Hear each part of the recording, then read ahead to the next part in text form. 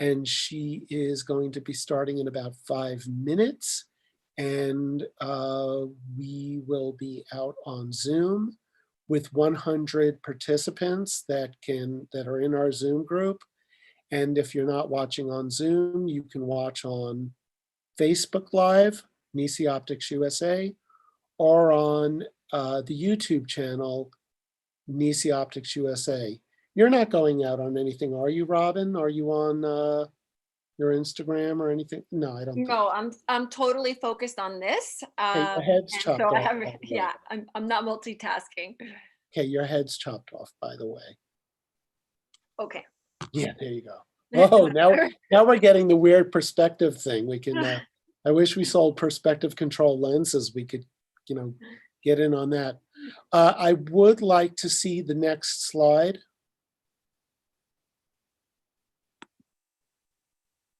Thank you.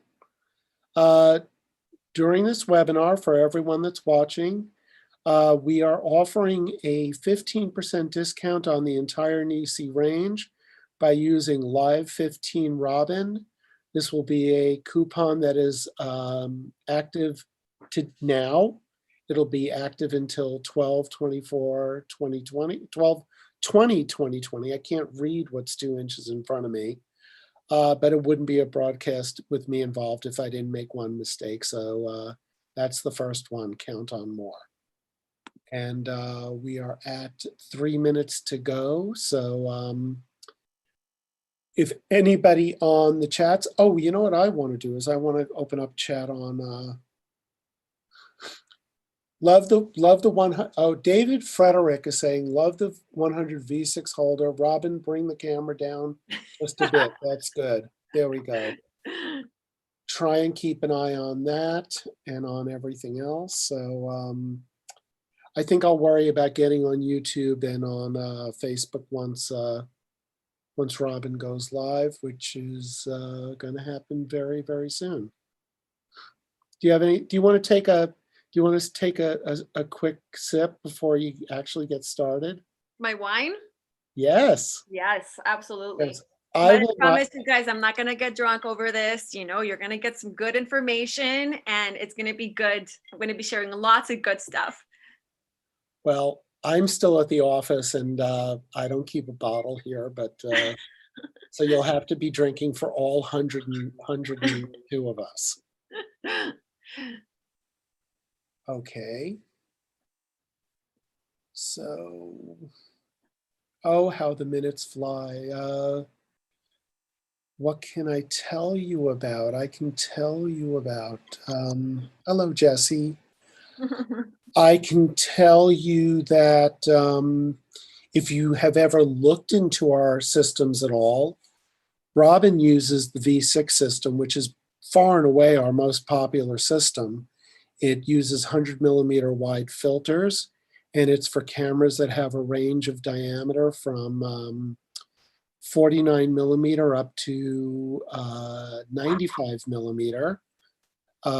Also will fit the new Nikon 14-24mm lens that was just introduced for their Z cameras. And I think you're using a Z camera, aren't you, Robin? Yes, the Nikon Z5.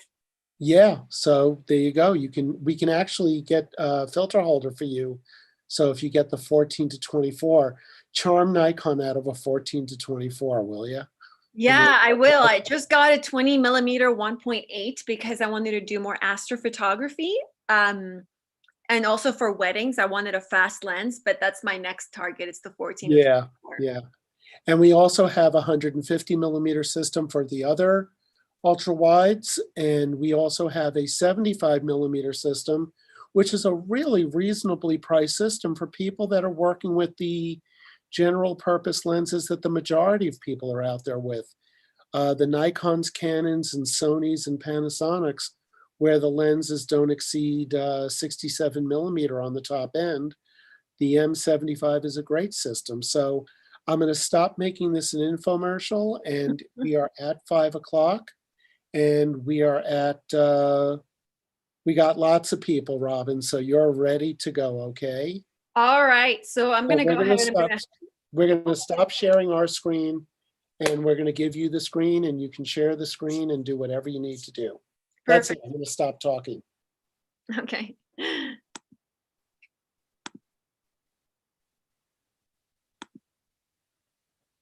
I'm going to share my screen now and go look. Hello, Hugo.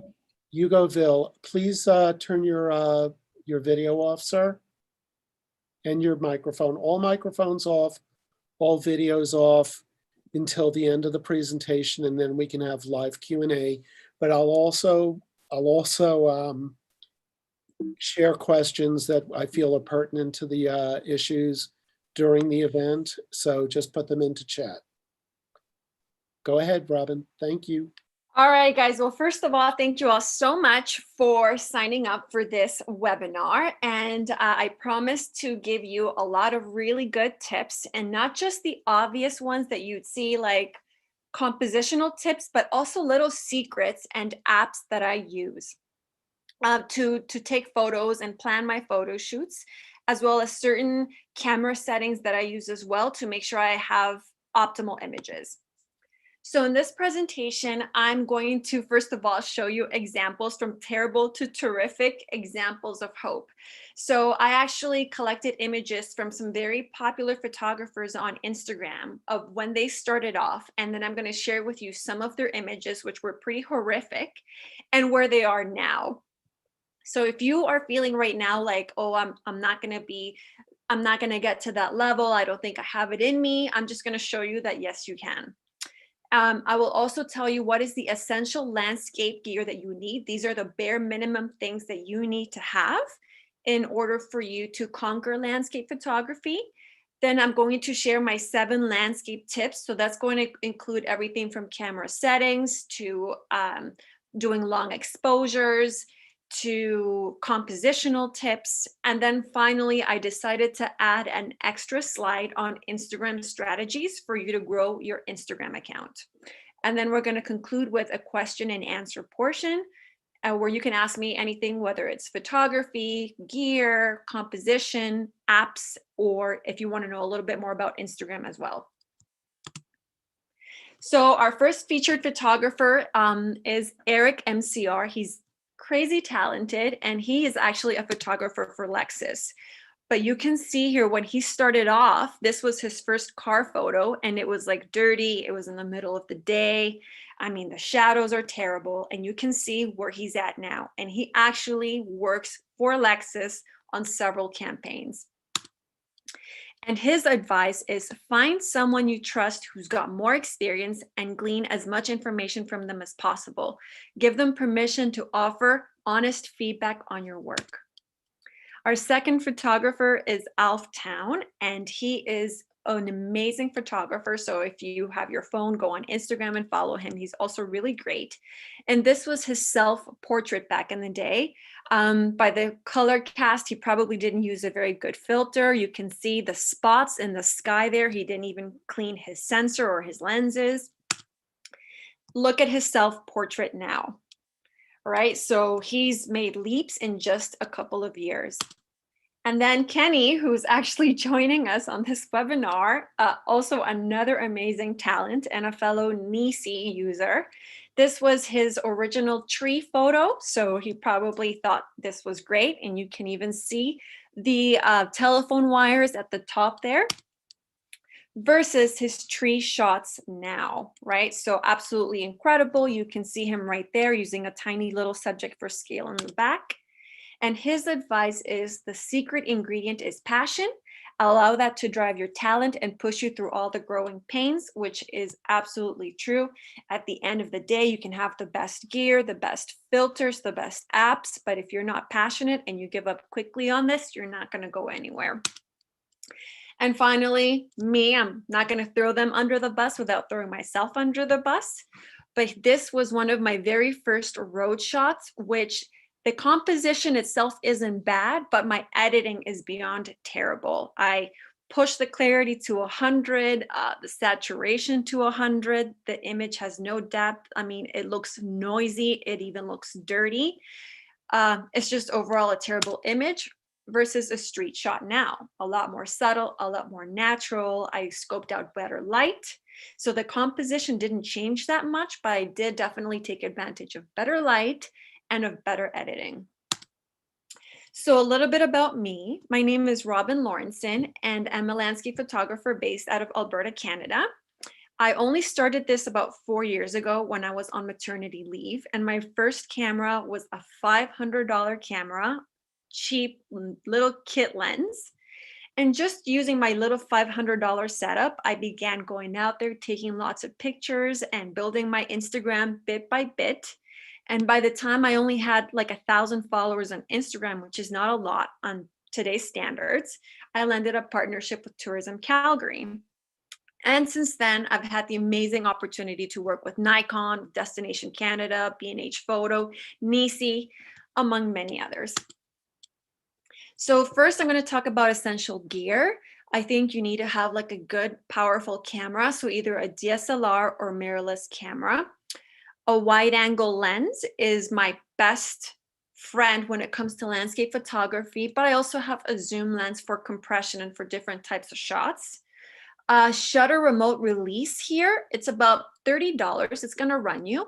And what you need that for is if you're doing a long exposure, something that's over 30 seconds, because let's say you're trying to capture like moving clouds and they're not moving very quickly. So you need to do like a 1 or 2 minute exposure. Most cameras will only allow you to do 30 seconds. So you would need a shutter remote release to do an exposure of over 30 seconds, which I will actually teach you later on in this presentation how to do a long exposure, like step by step. Then, at the beginning when you're starting off, budget can be tight. So I would say if you're going to spend money on ND filters, I would get the 6-stop ND filter and the 10-stop ND filter. A circular polarizer, you need to have 100%, which I will get into like coming right up, and a tripod. These are my favorite camera settings for when I'm shooting landscapes. So my aperture, for sharpness of images, you want between f9 and f11. ISO, try to keep it as low as possible. So ISO 100. So you can keep the grain of your photo as low as possible, in case you never know who you're going to sell an image to. It could work on Instagram if you have ISO 1000, but then if you are selling your image for a billboard, you might get a very grainy image and that might cause you problems.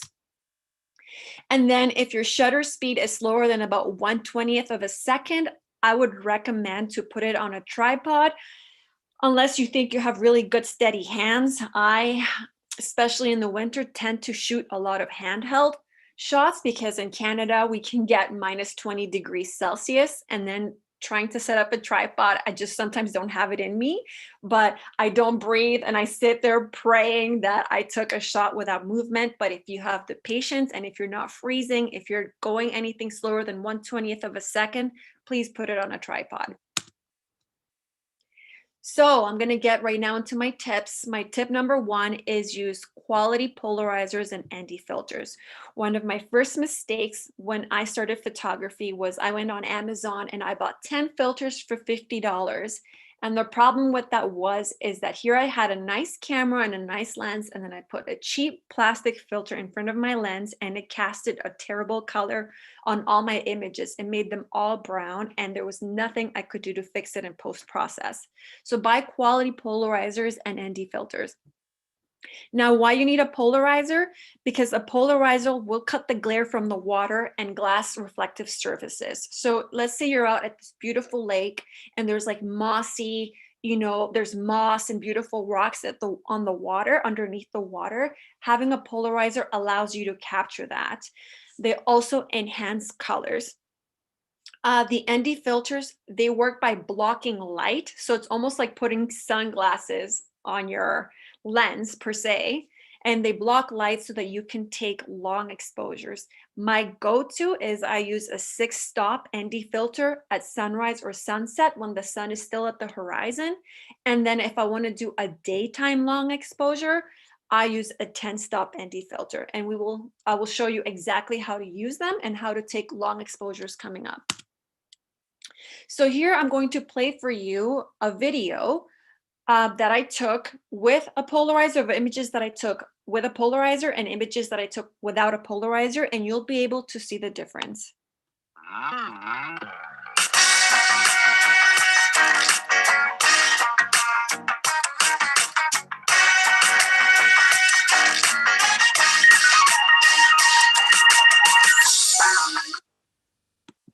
I hope you enjoy my music. So long exposures, this would be another tip, is to take long exposure shots because they add movement to photos. They create tension between static elements and moving elements. Also for waterfalls and clouds and vehicles and trail lights, they will give you a different perspective than just, for example, your average Joe going there, taking a shot and walking away, right? It gives you a unique perspective. I love doing long exposure shots because that's when you can tell, okay, this person knows their way around their camera. So here I'm going to give you an example of photos with fast shutter speed and with long exposure so that you can see the difference. So here's one that is fast. It's 1/15 of a second. And there's a 60-second exposure. You can see how glassy the water is and the movement of the clouds. Here is just a traditional shot that I took. It's 1/13 of a second. And it's just it's a nice photo. But here it is with a long exposure. This was 115 seconds. And you can just see how those clouds are trailing, making the image a lot more special. Here is a train shot at Morant's Curve in Banff, which is very popular. And this was at 1/400 of a second. And here you have one at just 1 second, right? And you can see how that adds movement and power to an image. So here I'm actually going to teach you in this video that I pre-recorded on how to take a long exposure step by step. So I'll just play this for you. Okay, so now I'm going to teach you how to take the perfect long exposure. It's going to be a quick and easy step-by-step guide where I'm going to show you all the steps that you need and the gear that you need in order to get the perfect long exposure. So first of all, we're going to scout a composition. So here I have decided to use these rocks as a foreground. And once you have decided on your composition, make sure that you set it up on a tripod. Once your composition has been set up on a tripod, lock your focus point into manual. So here on your lens, go into manual focus.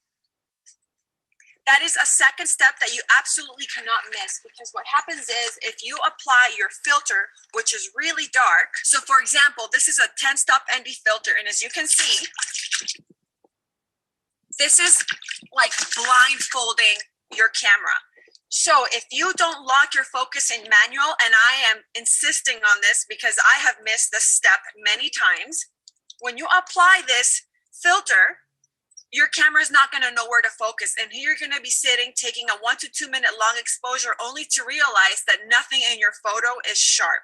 So once you have locked your focus in manual, the next thing you're going to do is attach your ND filter. Now, if your exposure is less than 30 seconds, then you can just use the 30 seconds on your camera. But if your exposure is going to be longer than 30 seconds, then you will need a shutter remote release. You can either get a wireless one, or you can get one that attaches to your camera. And what this will do is allow you to hold your exposure for longer than 30 seconds. And you simply do that by going to your manual settings, going to your shutter speed, scrolling and selecting bulb. And from there on, you can just hold the exposure as long as you want. Next thing I recommend is if you're not using a shutter remote release, then have a 2-second timer on your camera if your exposure is less than 30 seconds. So that when you push down on that shutter, there is absolutely no camera shake. So when you do if you do a 2-second timer release, just push the button. The camera in 2 seconds, once you've stepped away from it, will take the photo for you and there will be no camera shake. And now the final step will be to calculate how long should your exposure be. So instead of sitting here taking multiple test shots because you're overexposing or underexposing, there's a great app, a free app that'll help you calculate how long your long exposure should be. So the one that I use is a free app from NiSi. So we're going to do that now. So here I have the app. So the normal shutter speed prior to me applying the 10-stop ND filter was 1/50th of a second. So here I am going to go. There you go. 1/50th of a second. I applied a 10 stop ND filter. And you see right there, it is telling me that my exposure should be 20 seconds long. So I don't really need a shutter remote release in this case, only if my exposure was going to be over 30 seconds long. So let's take that test shot and see how it goes.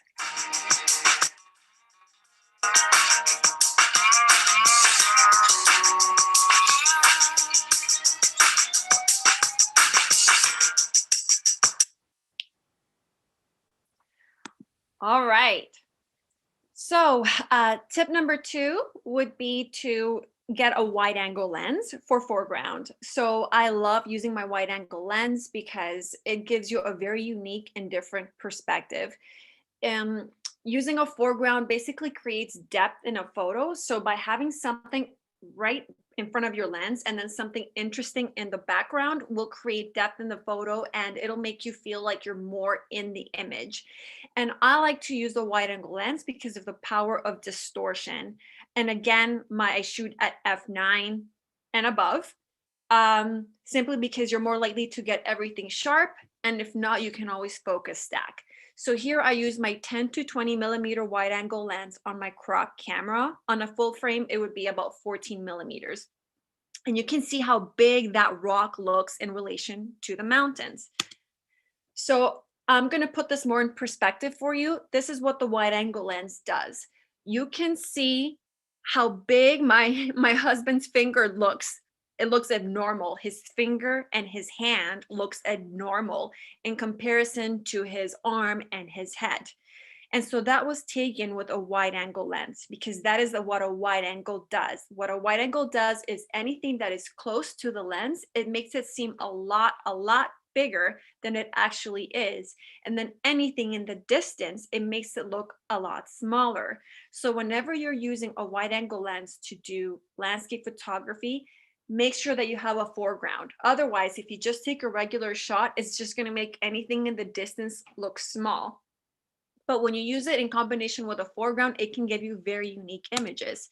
So for example, here I used it at Lake Louise, and you can see how big these rocks look in the foreground underneath the water in comparison to the mountain in the background. And here again, you can see how I used it with that log at Emerald Lake, which looks again almost as big as the mountain in the back. And then here I used it on these flowers in the foreground. Tip number 3 would be to use a subject for scale. That is when you can include a person, it can include a car. I'll give you examples that are not just people, but they basically make a landscape seem a lot bigger. It gives you a sense of perspective. And also sometimes you can just imagine yourself being there. Now, I do recommend that if you're going to use a subject for scale, to have a pop of color. Usually in my car, when I want to use myself, I'll put a tripod on and then I'll wear something colorful, like a yellow jacket or blue or red, something that stands out in the landscape. I don't ever just use black. So here, for example, at this road shot, I actually sat there and I waited for cars to go by. And to my good fortune, 3 cars drove by perfectly spaced, with one of them being red. I mean, and I sat there for about 30 minutes just waiting for a good car. Here I used myself at Moraine Lake. Funny story, I arrived there at 3 o'clock in the morning and I set the tripod up and I was waiting for a little bit of light, and finally light showed up. So I ran down onto that rock and I was taking pictures of myself, and somebody this entire time was actually yelling at me to get out of their shot. Like the entire time they were screaming at me. It looks really peaceful, but I was being yelled at. And then here I used a little ducky, just a little duck that was swimming. I used my wide angle lens to make that foreground look really like stand out, that grass, but I used that duck for subject for scale. Tip number 4, and this is, I always slightly underexpose my images on purpose. So I tend to post a lot of before and afters on my Instagram, and the number 1 question I get is, why are your photos so dark? Why do you take them so dark? And I'm going to show you why.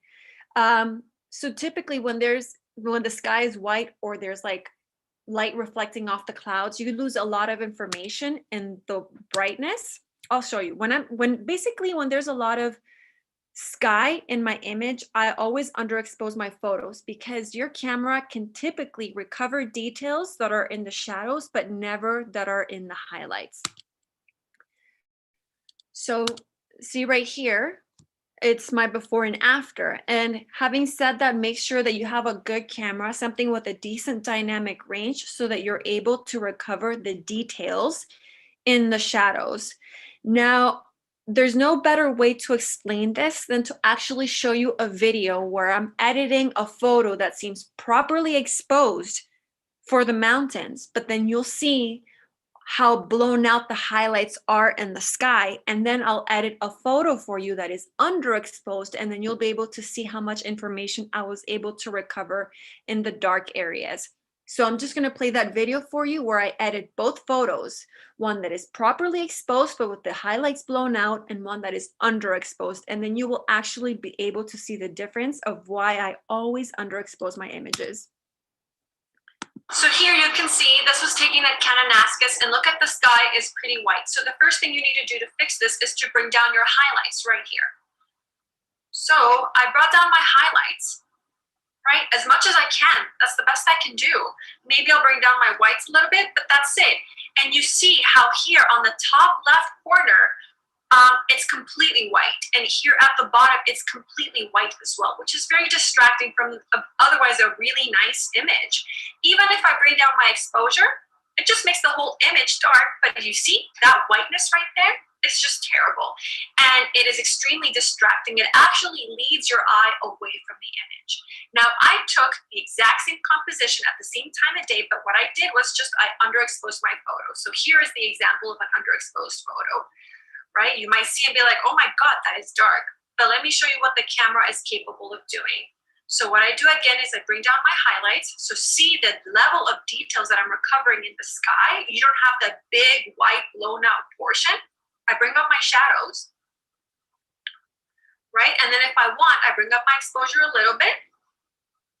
And now you have a beautiful image. Look at the details that were recovered from the trees and the mountains. Absolutely no problem. But then you don't have that big white blown out sky. Like you have a nice, beautiful, detailed sky with proper color that is not going to be distracting to your viewer, and it's not going to lead your viewer outside of the image. So I hope that made sense as to why it's important to underexpose your sky, your image a little bit, because you're simply able to recover details in the sky. If you have big chunks of white in the sky, that will be the center of attention. It will no longer be the beautiful mountain that you photographed. It'll be that big white blot in the sky, which is what I'm trying to get you to avoid by underexposing your images a little bit. Tip 5 would be leading lines. So leading lines, they just serve to lead your eye to the subject. So this can be a straight line or implied, but make sure that whatever leading line you use, it doesn't lead the viewer out of the photo, which can be a very classic mistake. And I have an example of that for you. But see right here in this image, that leading line leads to that mountain, right? It's not just a leading line that leads to nowhere. It's a purpose. It basically serves like an arrow for your subject. So here, not as obvious as a road shot, I'm using these trail lights as a leading line, as well as that sidewalk. But these trail lights of traffic, I set up my tripod and I did about a 5-second long exposure. These trail lights lead to the mountain in the back. And then this is what not to do with a leading line. So my subject is the mountain over on the left-hand side of this image, but my dock leads the viewer outside of the image. So that is what you want to avoid. Make sure that your leading line always serves as an arrow to ultimately lead your viewer to the subject. Tip number 6, and this is an app that I just discovered a week ago that I wanted to include, which is a MYSUNSET app. And this is for predicting colorful conditions. So one of the biggest things that we chase as photographers are colorful sunrises and colorful sunsets. So we want those pinks and those oranges. And this is an app that gives you a percentage of that happening at certain locations. So I'll just go ahead and I'll show you an example. So here is what my app looks like. So you type in a location. So for example, here we have Banff National Park, right? 0 to 25% means no color. 25% to 50% means there could be some color for a very short period of time. 50 to 75% means that there's going to be good color, like fair amount. And 75% to 100% means you're going to have extremely vibrant colors lasting longer than 30 minutes. So when I take a look at this calendar that has like Monday, Tuesday, Wednesday, Thursday, 89% chance at sunrise that I will have crazy, insane color. So I will basically plan my photo shoots around that day. I know that if I'm chasing an epic sky, my greatest chances are going out on Thursday at 8:37 in the morning to Banff, because it has 89% for sunrise. So MYSUNSET app is free. You just download it onto your phone, and I think it allows for 3 locations to be free, and anything above that, then you have to pay for it. But it basically takes into account cloud coverage, where the sun is rising, wind speeds, etc., to calculate the chances of you getting an epic sunrise or an epic sunset. Tip number 7, and my recommendation, this is just me. Move around a lot, get as many perspectives as possible. Some photographers might disagree with me. I call them tripod daddies or tripod mommies. And basically they like to set up their tripod and they sit there for 3 hours. They don't move composition. I move around a lot. I take a long exposure. I'll take a framing. I'll do a fast shutter. Because when I go out, I like to get as many composition as possible, as many options as possible, so that I have a lot of content to post as well on Instagram. So I have different perspectives of the same location. So here, same sunrise, I quickly did a long exposure and I quickly did a fast shutter speed using a subject for scale. And that was the same morning. Now for Instagram tips, if you're starting into landscape, many of you will use Instagram as your portfolio for your work. You might want to grow your Instagram account to get partnerships, etc. So these are my 7 Instagram tips to growing your account. So first of all, use hashtags. And I know that a lot of people are using hashtags, but they don't know which ones to use. Use some local ones, so some local tourism boards of where you are. Use national ones, and then use international ones. So those I'm talking your Nat Geos and your Planet Dailies and your Naked Planets. And also look at what other photographers that are popular in your area are using for hashtags. You don't have to reinvent the wheel. Go to their accounts, see which ones they're using, write them down, and then use them yourself. So why are hashtags so important? Here, I have a photo of just the discovery of one of my photos. You can see down here, I had 113,000 impressions. 81,000 of those, so 72% of people that saw that image was strictly from hashtags. They found me from hashtags. 81,000 impressions from hashtags alone. Do stories. A lot of people are very shy to get in front of the camera, or they just maybe post very specific things. But I find that stories add personality. You're able to make connections. You're able to engage your audience, and you can also use it as a marketing tool to promote your services. Use captions and subtitles on your stories, or if you're doing IGTVs. Why? Because 85% of people watching stories, 85% of them watch them in silent mode, because a lot of us are sitting in a public setting, or we're at work and we're secretly on our Instagram and we're watching everything on silent. So if you put subtitles or captions in your story, maybe people might be motivated to increase the volume a little bit, or at least follow along. And there's also people that are hard of hearing. So if you have captions, you can also retain their attention. You can use an app like Threads to add captions to your stories. Use Reels. Every time that Instagram pushes out a brand new feature, they push it, they promote it. Just from one Reel video alone, just a Reel that I did at one location, I got 300,000 views on that one Reel. More views than any of my photos that I've taken. And it got me like 5,000 followers in 1 week.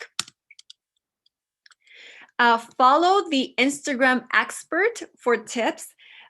This lady gives you so many amazing tips on stories, on new apps, on new features, things that I had no idea you could do on Instagram, like zero idea, shortcuts. Basically, she's like the guru of Instagram, and she's always continuously sharing tips on Instagram. I love her, and I think you'll find her information very useful.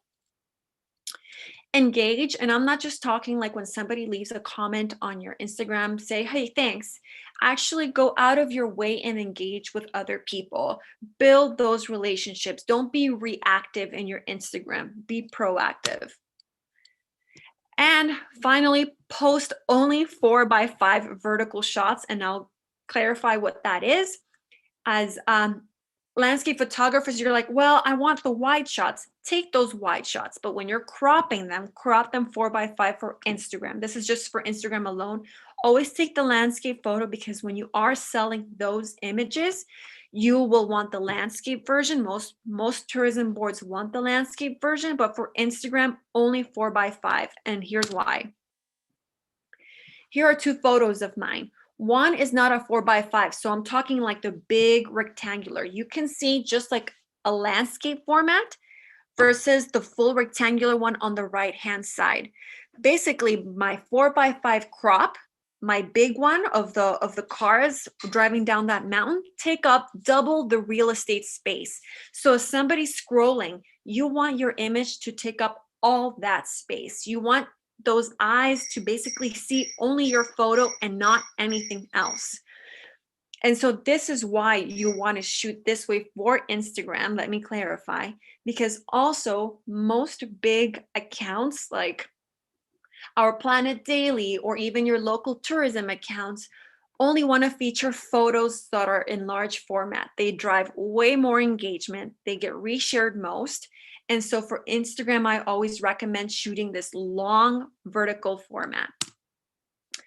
And finally, as Kenny had said at the beginning of this presentation, there's nothing that will get you to succeed more than to put in the work, to get up early, to be patient. I can't tell you how many times I've gone out and then things don't work out how I expected. Maybe suddenly a snowstorm came out of nowhere, or there were a lot of people, a lot of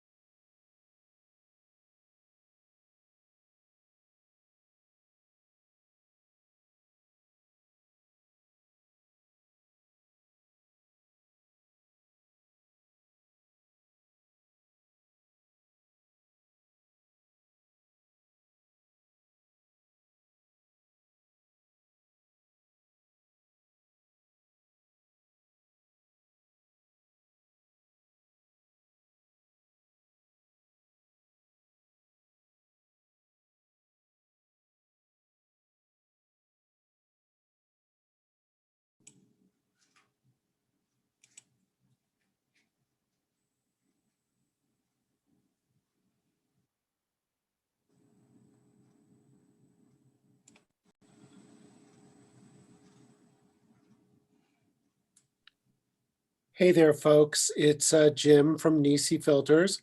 I just wanted to let you know that I've indicated to Robin. Oh, and I can see she's trying. You know, it's Canada, so hey there. Hi, I'm Jim from NiSi Filters. She is going to, I'm sure, be right back on. And in the meantime, I'm here to field any questions if you'd like to ask any. We can wait, no problem. Thank you, Patrick. I really appreciate it. Popcorn time? Yep, there we are. So anyhow, let me tell you something. I don't preview these presentations. Sometimes we do roll them out again for different audiences, but I'm just blown away by what was presented. I mean, the Instagram tips are as fresh to me and new to me as anything I've seen, and I'm definitely going to go back and watch those again. I've been watching, you know, the chats and everything, so she didn't have 100% of my attention, but that was really, really incredible. So hang on one second, I'm dealing with her on direct message.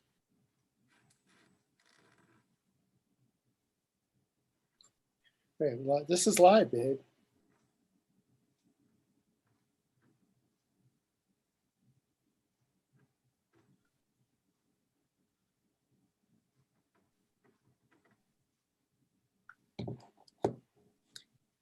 Andrew, I think I'm going to ask you to pop in as well. So in case I need to communicate with Robin while she's trying to figure this out. And, you know, she said, this is Andrew, everyone. This is Andrew, who is heads up NiSi Optics USA. He's in Sydney, Australia. I will tell you, oh, Jim, are the CPLs from the S5 system still compatible with the new S6 system? Yes, they are, but it takes a little bit of explanation. The S6 filter has a thinner bezel than the S5 CPL does. So if you're using a S6 polarizer, you can use either the S5 or the S6 filter holder. But if you're using the S6 polarizer or the S5 polarizer, you must use the S5 filter holder. Did that make sense?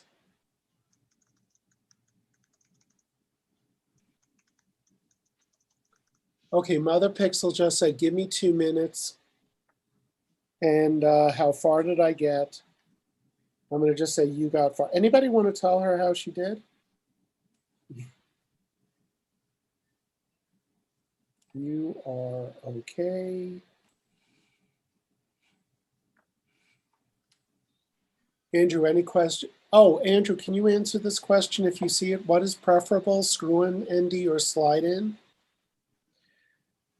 Yeah, it really depends. Some photographers have different preferences. Screw-in filters, if you're only using a single filter, is great because they're small, they're light, they're easy to use. But where circular filters come undone is when you need to stack filters. You can't stack circular filters very well. And typically as a landscape photographer, we want to stack a polarizer, ND filter, a grad filter, and you'll get vignetting with circular filters. So that's when you'd use the slide-in filters.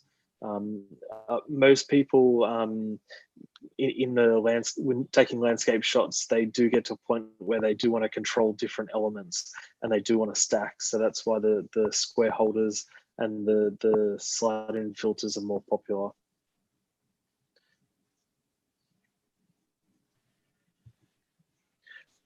So Jim, just asked Robin to jump back on Zoom on that link again and just start sharing her.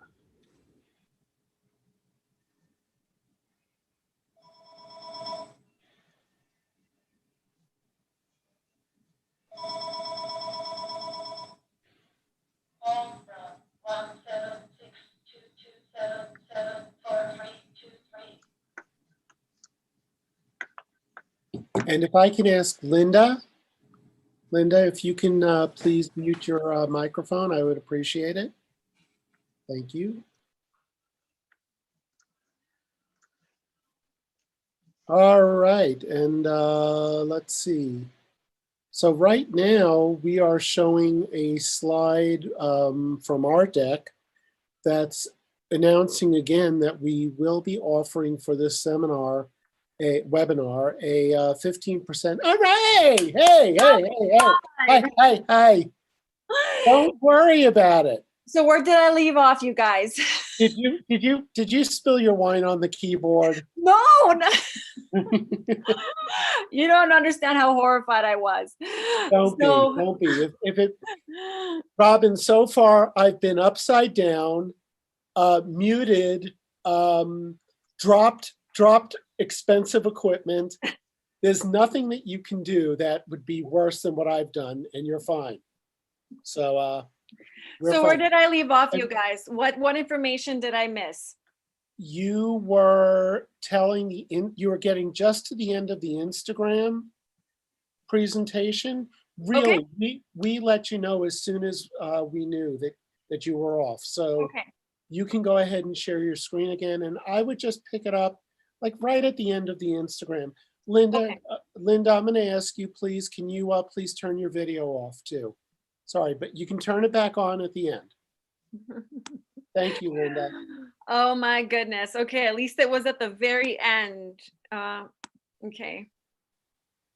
Let me do this. I'm going to turn off too. I'll talk to you guys in just a minute. Where it is. Right here.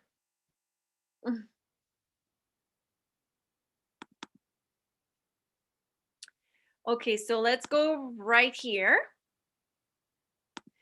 Not sure where I left off here, but actually the first slide that you were on, which was you in front of the water, was where you were at, and you were kind of quoting Kenny. Oh, okay. So I had already talked about the different. Yes. Okay. Everyone is thrilled about them. They just weren't expecting it, so this is like a real bonus for them. Excellent. Oh, I'm glad they are. Perfect. Okay, so yeah, so I was just gonna say like what Kenny said. There's been times where I've driven somewhere amazing and suddenly a snowstorm appears out of nowhere, or there's thousands of people in the scene and I can't execute my vision.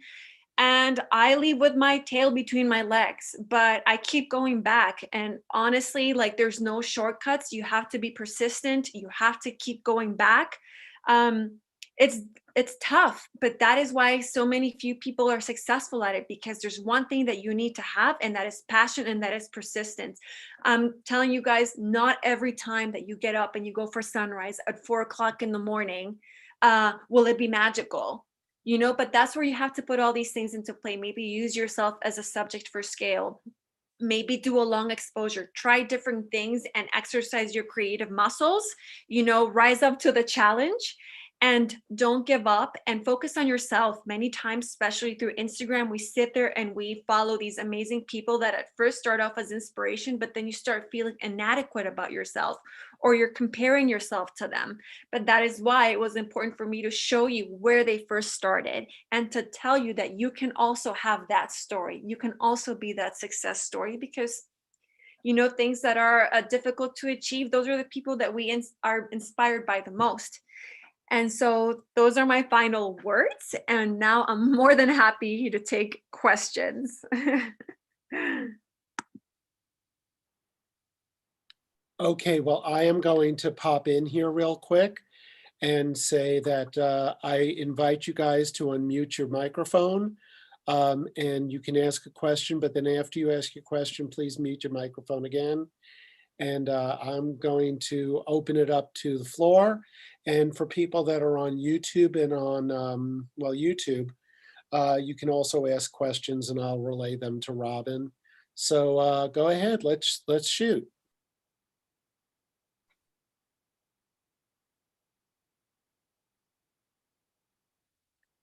Do you have experience with the NiSi switch and gradient filter in use in mountainous area?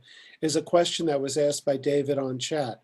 I am pretty sure that Robin has not used the switch, and we're going to maybe try and fix that.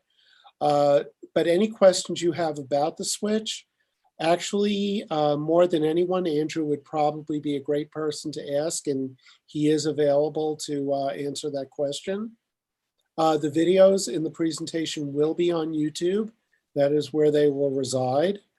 And anybody else? And again, you can unmute and turn on your video and ask a question, or just say thank you or hi, or what a wonderful job, or, you know, what did you not pay your internet bill, or anything like that. I blame my mother-in-law. Did she trip over a wire? No, no. It's it really, really, really is a great, great presentation, Robin. I told people I don't preview them. So questions starting to come in faster. So what do you mean by stacking ND filter? What does that do? Okay, so when you stack, is that a question for you, Jim, or for me? You. Okay, so sometimes when you stack ND filters, maybe you want to do like a 3-minute long exposure, and a 10-stop ND filter is not going to cut it. So then you layer your ND filters. You put a 10-stop and a 6-stop, right? Because there's the odd time where you're going to want to do like a 3 or 4-minute long exposure. Let's say that you have some clouds, but they're moving so slowly, and you want them to trail and create these really long streaks. And so that's when you would stack ND filters. Karen is asking if I use histogram for exposure. No, I take a shot, and then if it's kind of perfect, I'm like, oh, that's perfect. I'm just gonna make it a little bit darker, and then I just go with my gut. I don't really use the histogram. I will pipe in on that. You will see in a lot of, in a lot of webinars that photographers talk about using the histogram. And you know what? On the 16th, we have a webinar with Mark Miller, who's a fabulous photographer. Robin was very clear about the fact that she is, she's not at the beginning of her journey, but she is more of an artist than a technician, although I don't have that perception anymore. You're unbelievable with what you talk about and how you approach it. And it is it's very succinct and very professional. And you really do understand Lightroom and Photoshop very well, and what's good to do in it and what's bad to do in it. But histograms are something you'll always hear about. Real quick, yes, we will have a holder for the 14 to 24 FE and I need more specifics. So maybe you, Jesse, you could reach out to me through direct chat with exactly what lens you've got. What are some of your tips to land partnerships? That is definitely for you. Well, okay, so one of the things that you have to do is follow the accounts of these people that you want to work with. So for example, with Nikon Canada, what I did was every photo that I took, I did an Insta story and I tagged them. When I did the post, I tagged them on the photo and I said, I'm using my Nikon camera. And then I followed them on Instagram, and I would comment and engage on practically all their photos to basically say, hey, I'm here, I'm here, I'm here. And that relationship took about 2 years. And I'm talking every story, I would tag my behind the scenes of my photo. So if this is like, like a tourism board, do that. When you are somewhere, take a photo, tag those people, connect with them, engage with them on their social as well. And tag them in every single photo. And if what you also want, you can also be proactive and actually DM them or email them and say that you have a social media kit, which, by the way, there's many templates that you can download for free on Pinterest. If you go on Pinterest and you type in social media kit, there's free templates that you can download that you can fill in. So you can say, I'm a landscape photographer. These are my testimonials. This is sample my work. And you send that out to them. Be proactive. They're not just going to come to you because you're awesome. You also have to engage and build that relationship with them. So why let's see. do I use square filters instead of circular ones? Because I made her. Yeah. Pretty much. Well, Jim was like, I think you can do better.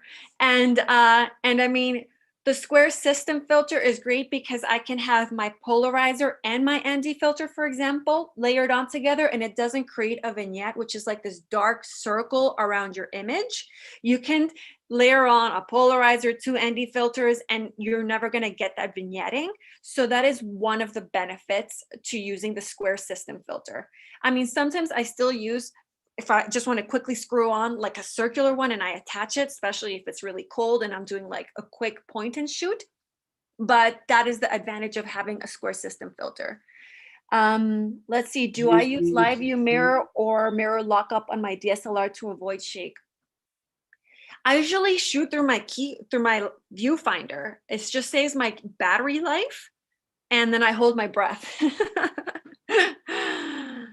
And David said, I didn't need to be on video. I'm mostly looking at another screen, so it looks like I'm doing something weird, which I probably am. David said he exposes for the highlights and uses the 15 stop range of the camera. David, you know, if it works for you, it works for you. That's counterintuitive to us, but you know, again, the images always tell the story. exactly. Okay, Lightroom. Okay, Ty, I edit 99% of my photos in Lightroom. It has so many features. It is so powerful. I typically don't do much to my images. When I switch to Photoshop, because Photoshop, there's so many layers, it's actually a lot more complicated.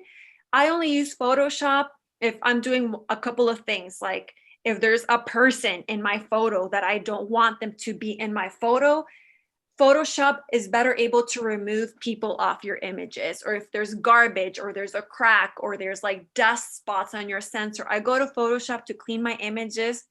Or if I'm doing a sky replacement, which I do those from time to time. So if I show up somewhere and the image is not that great or the sky is not that great, I might just use a sky replacement tool on Photoshop. But 99% of my images are edited in Lightroom.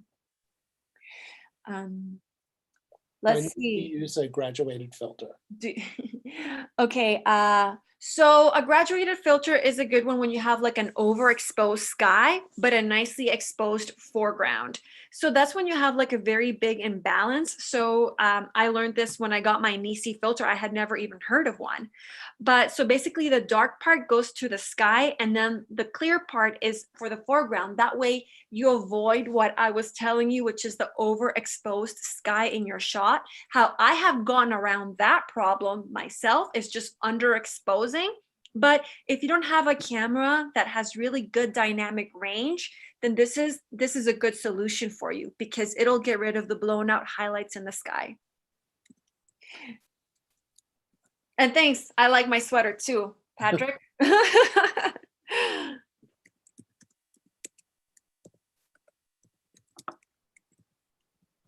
Any other questions?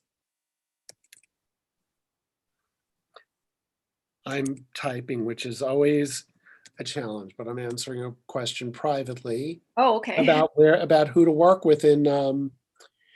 I always mention for Canada, McBain Cameron. I believe you established a relationship with them, didn't you? Yes, I did. I did. I think I have to remember what the code is, but you can get 10% off anything that you order from McBain that's a NiSi product. You know what? You should follow up with Robin, maybe on Instagram, and she'll give you the code, because actually 10% off with McBain is better than 15% off with us and shipping to Canada. Though we do ship to Canada if there's something you want and you don't, you know, McBain doesn't carry our entire range, they carry a lot, but they'll special order and it'll take a certain amount of time. Or you can place the order on the NiSi Optics USA website. You'll pay, you know, a reasonable amount of postage and duty and everything, but it's delivered, you know, fully paid to your door. There won't be someone standing there going, before I give you the package, fork over some dough. So I have Cheragmeta. I think I pronounced that okay. How do you identify the camera's dynamic range to know if it's good or bad? Test your camera. Take a dark photo, then import it into Lightroom, bring up the shadows. If there's a lot of noise in the shadows, if it looks grainy, then maybe it is not as good. And also, I'm pretty sure you can just Google your specific type of camera and see if it has good dynamic range. It might have a rating of some sort. But you yourself just taking a little bit of a dark photo, pulling up those shadows and seeing if there's too much grain or too much noise. Some of it is expected, but if you think that the photo would become unusable, then that's when you probably don't have really good dynamic range. But most DSLRs are pretty decent, way better than a cell phone camera. For Kenny, how many times a week do you head out and shoot on average in the winter? I try to go once a week to the mountains, once a week at least. And then what I do is I go all day, every day from sunrise to sunset, which is basically from 9 o'clock in the morning to 4 o'clock in the evening, like 6 hours of daylight. Hey, Robin, there's so many great places to shoot in Canada, but tell us where your favorite is to shoot. Oh, my favorite. Okay, well, definitely there's Moraine Lake, but that's only in the summers, and that is a lot of competition. Emerald Lake in BC. Also Vermilion Lakes for sunrise and for sunset never fails.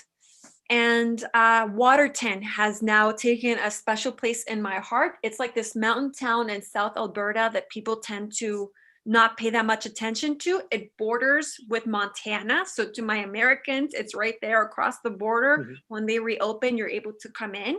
And because it is not that popular, you don't see a lot of people go there, but it is the wildflower capital of Canada. So in July, the entire place is blooming with these crazy wildflowers, and you see bears everywhere. I'm talking 5, 6, 7 bears a day with their cubs. So even for wildlife photographers, it is insane. Sounds like a good reason to stay away. Oh. For the bears. No, you see them swimming in the lake. You see them eating the wildflowers alongside of the road. You see them walking in the town. I mean, Watertown is amazing. Yeah. I'm from Australia. We've got lots of spiders and snakes, but we don't have anything the size of a bear. You have kangaroos. We do, but they're friendly. Now, I want to address Hugo Ville's question, which is I take really good pictures, but can't figure out how I can get exposed out in the world and see if I can sell my pictures. So, Robin, you talked a lot about Instagram and how you can connect with people on Instagram, but what other advice might you have? Well, I would say Instagram, Facebook, maybe YouTube. I would say create as much content as possible. Nowadays, if you don't have a social media, or at the very least your own website where you can showcase your work. I know many successful photographers that are not big on Instagram, but they have a great website where when they reach out to brands or they reach out to tourism boards, they showcase their work and their portfolio through their website. So you don't need to be this big Instagrammer. Sometimes people just need photos for commercial work, especially now when everybody, especially major companies and major tourism boards, need images for their social. So even if you're not popular on Instagram, if you're still a pretty good photographer and you have a website or a place where you can showcase your portfolio, you can proactively reach out to these people and say, hey, I'm a commercial photographer, come check out my website. This is what I can do for you. These are my rates. So I would say don't stress out too much about Instagram, because ultimately it is a borrowed platform that can disappear like that. Like that. Somebody can steal your account. Instagram can shut down. So you don't want to put all your eggs in one basket. But the one thing that you can control is your website, because it is your own space. And so nobody can take that from you. Nobody can just shut it down on you. So I would say number one is have your own website above all. Maybe, I know that Kenny LaRose is hanging around here, so maybe he can also pipe in. I know that there's 500px, and Yeah. My photography days are long behind me. I used to work with stock agencies where you would send in pages of transparency, so you get a sense of how long I've been around. But stock agencies are still there. I mean, Getty is still there. I know that there's Shutterstock and all of that, but I haven't done anything. Now, between you, Robin, and maybe if Kenny just wants to pop in, any Yeah, advice for people on that end? yeah. I think a great way to get your work out there is just to go to like the local markets, local coffee shop, local. Oh, Um, yeah. I mean, Yeah.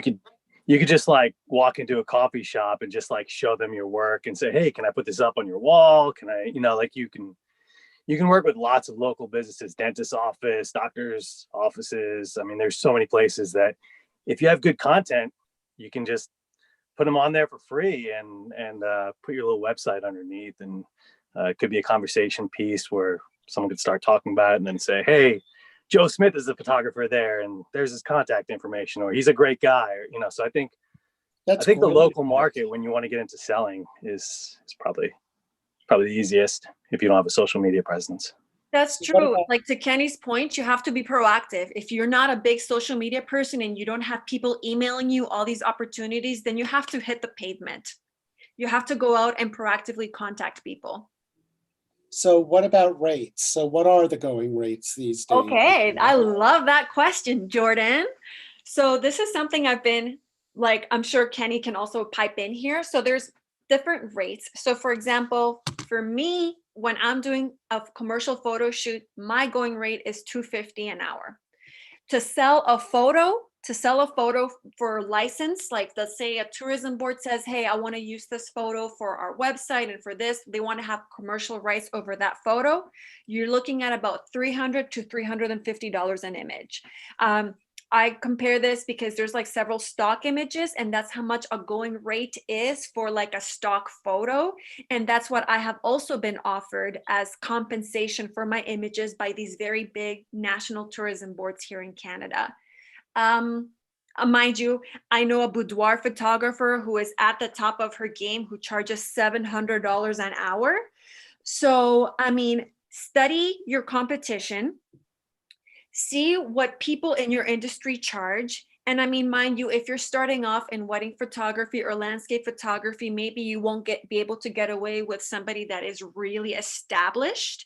But don't sell yourself short. Don't give stuff away for free. Maybe at the beginning, if you're building up a little bit of portfolio, but a licensed image, just to put you into perspective, is around $300 to $350. Now, if you want to know how much to charge for a sponsorship, let's say a brand approaches you and they're like, hey, we want you to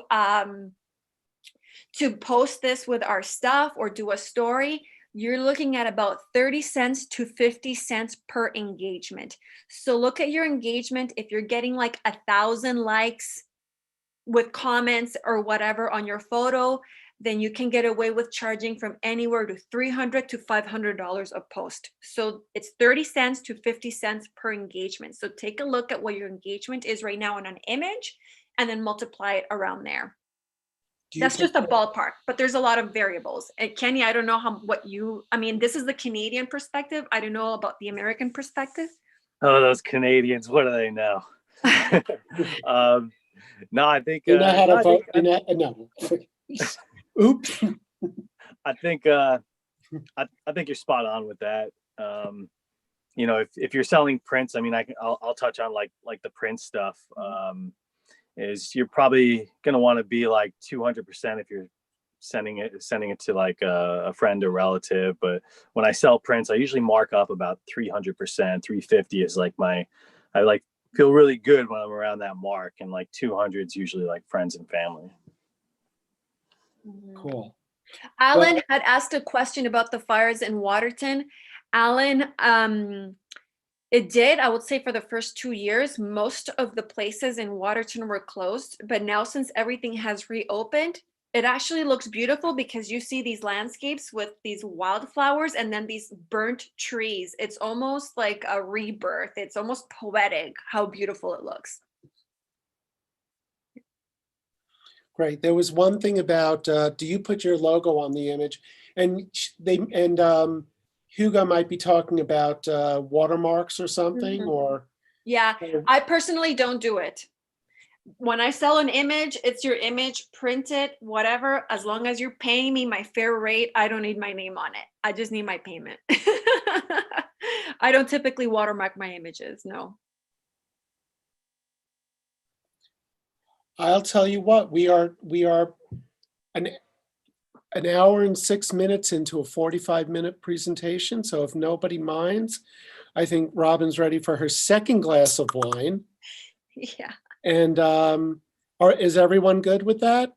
I'd like to, well, first of all, I don't want you to disappear, but I do want that slide up of the discount again, and which I'm going to ask Andrew to do. Robin, you blew me away. We're going to talk tomorrow, and I've got some ideas already in my head, so there you go. And because she was such a fabulous presenter, there it is for you, 15% off till December 20th. Just use that code. This will remain on our YouTube channel.